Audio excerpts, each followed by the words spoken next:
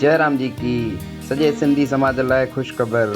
बाटवा शहर में तारीख़ 6/9 ऐं तारीख़ 7/9/2022 जे ॾींहुं मंगलवार ऐं बुधरवार जे ॾींहुं स्वामी लीलाशाह समूह लग्न समिति द्वारा सिंधी समाज जे समूह लग्न जो भव्य आयोजन कयल आहे।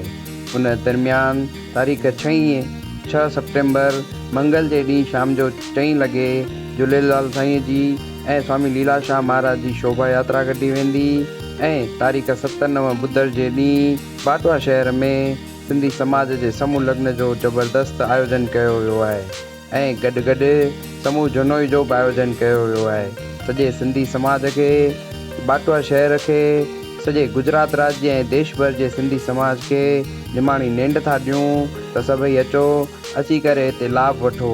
स्वामी जी जे सानिध्य में थींदड़ समूह लग्न हर साल हिते थींदा आहिनि। हिन साल बि 2022 में गुज़िरियल घणे वक़्त खां पोइ भव्य आयोजन थी रहियो आहे। प्रकाश भाई लालवाणी जेके कमेटीअ जा प्रमुख आहिनि ऐं सॼे बाटवा शहर जा सभई सेवादारी गॾु थी करे ॾाढी महिनत करे सुठे नमूने इहो भव्य आयोजन करणु वञी रहिया आहिनि। उन दरमियान हिननि हिकिड़ी मीटिंग जो पिणु आयोजन कयो। हिन वीडियो में तव्हां ॾिसी सघंदा कि जेकी छेली मीटिंग थी हुई उन में सॼे सिंधी समाज खे घुराए करे गॾु करे ऐं इहो आयोजन करण जी तयारी शुरू कई वई आहे त अचो, अची सभु गॾु थी करे हिन समूह लग्न खे सफल बणायूं ऐं स्वामी जी जे सानिध्य में थींदड़ हिन कार्यक्रम जो लाभ वठूं। बाटवा शहर तरफ़ां स्वामी लीलाशाह समूह लग्न समिति तरफ़ां तव्हां सभिनी खे निमाणी निंड थी ॾिजे। आयो लाल सभई चओ झूलेलाल। संत श्रोमणी स्वामी लीलाशाह महाराज की जय।